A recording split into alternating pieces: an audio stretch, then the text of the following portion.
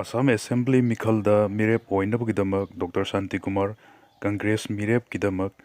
Mirep se Pizenkre Election Commission of India ECI na lauthokiba matung inna mathang thagi mapalda phase amakhakta pangthokkodoriba apunba seat chamaga kuntaruk leiba Assam Legislative Assembly gi Mikhalda supnatagi amakhakta ngairaba maitai candidate oiriba Dr. M. Shanti Kumarna ngasi Kasar District ki Lakhipur Assembly Constituency da Congress Mirep oinabugidamak Silchar da leiba District Collector gi office da Mirep che pisinkre Lakhipur Assembly Constituency gi voter chorakna lakh amaga lising humdra rom lei aduga ngasina Mirep che pisinbagi aroiba numitni hayeng Assam pumbagi oina Mirep che pisilakpa singi scrutiny pangthoklaga candidate oigadaba singna makhoi Mirep che lauthokpagi aroiba numit tha asigi kuntarukta oigani aduga me mari solisingani kuntaruktana state asigi vote masing thigani hari Dr. M. Shanti Kumarna Hokiba Kumjalising Ani Kunmathoigi Assam Assembly Mikhaldasu Sonai Assembly Constituency da Mirep Oikrabani Hari Mahak Manipur University dagi Kumjalising Magzama Palmarfudra Humdoida MSc Physiology pass tawraba matung Kumjalising Aniga Tarama Thoida Assam University dagi LLB pass tawkibani aduga Dr. B.R. Ambedkar Open University dagi Holistic Health Postgraduate Diploma Pangkibaga loinana May Lisinganiga Kulhumdoida France ki The Thames International University dagi Naturopathy and the Yoga da The Science Pass Taurkibani Hari Mars kun Solisingani kun Marida AICC ki General Secretary Amsung Assam ki in charge Banwar Jitendra Singhada Haktheng Nana Assam Pradesh Congress Committee da Yaukibani Mahak National Manipur Progressive Front ki Working President Oibada Natana Manipuri Scheduled Tribe Demand Committee Assam ki General Secretary Amsung All Assam Manipuri Students Union ki Advisor su Oiromki Loinana Manipur Sahitya Parishad Assam Kasar District ki Secretary su Oirom Kibaga loinana tongan ba award sing phangkhraba saknairaba miyoini hari Litan gi mafam anida nongmai kapnabada nupi ama nongmai maruna pale kuki militant singna tourism gi sengot sagaliba singbu akai toi tholam le Litan PS na konba tongan ba mafam singda kuki militant amadi tangkhul volunteer singi marakta leptana khut thoknarukpatagi pakha tarakpada ngasisu PS asina konba mafam anida nakal ani ki marakta khut thoknarukpada kuki nupi ama nongmai maruna panduna sokpadagi Kangpokpi District Hospital da puduna laikanakre Sok labi nupi adu ambulance amada haplaga Imphal lomda puraktuna layeng nanaba honakibagi mahutta Mahadeva Lamkai amsung sana kaithel fauraga cycle tamna pukraba matungda Saparmaina da faudok laga Kangpokpi District Hospital da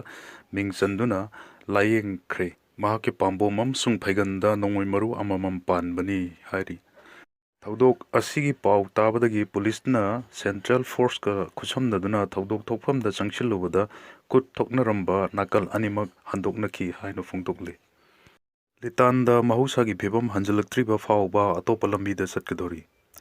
Imphal East ki Tangkol Avenue da laiva Imphal Ukrul Road Zonal Taxi Association gi General Secretary na ngasi thokpa Cherol amada ngarang pangthokkiba association asigi managing committee amasung winger owner singi emergency mifamna kupna khanaduna warep nakrabagi matung inna litanda mahusagi phibam hanjalaktriba fauba Imphal Ukrul Road Zonal Taxi atopa lambida koirga chalagani haino phungdokli aduga haujik miyamna mayoknariba khudongchadabasing asigi yenglaga ngasidagi hauna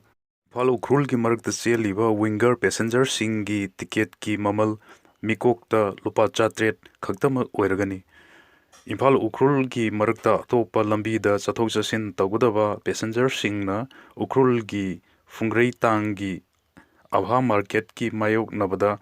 hangba booking counter dagi ayuk nga makhai dagi nungthil pung ama makhai phawba ticket lawba yagani amasung Imphal Ukrul gina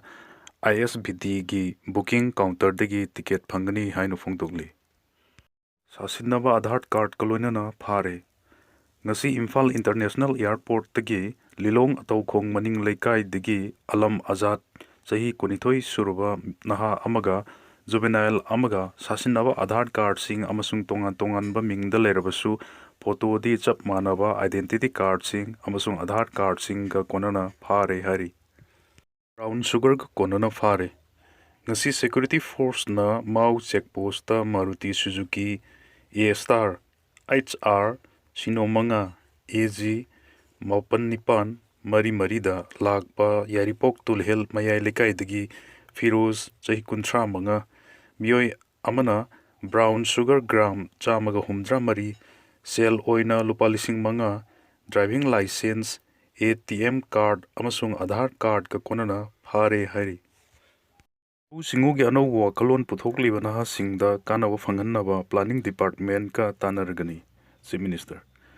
Lau Singugu Mari Lainaba Anova Kalon Kaya Puthoktuna Honariba Naha Singda Hena Kanava Fanganava Planning Department Ka Tanaragani Haina, Chief Minister Y. Kim Sanna Fongdokre. Masi Iroisembagi Central Agricultural University Imphal Amadi Agri Vision na Sinduna Futuristic Agriculture for Northeast Bharat Sustainability, Innovations and the Opportunities Haiba Thimda Numit Humni Satarkiba Agri Vision Agri Youth Parliament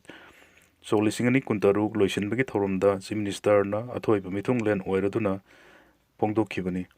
Magna Hai Nahasingna Lau Singubagi Tabakta Mai Onsilakpasi Apaba Kudamni Laibaksigi Mi Singi Sada Yankai Hena Lau Singubagi Tabak Tauri Maramasina Rasi Hena Mapangal Kalhan Bahayasi Yanamak Tangai Padavani Agriculture Gilamda Anobo Wakalon Puthokpa Amadi Entrepreneurship Sing Yamna Maru Oiragli Hairaduna Youth Parliament Asigumba Platform na Nahasingda Chauna Kanava Piri Haiki Sigi Lairiba Startup Ta Lau Singubagi Lamda Nahasingda Hena Kanava Panganava Planning Department Ki Official Singda Wari Sargani Agriculture Havasi State Asig Gisu Amadi Laibak Sigisu Yamnamak Maru Oirbana Laingak na Midyang Sangba Amadi Hena Faba Gidamak Honagani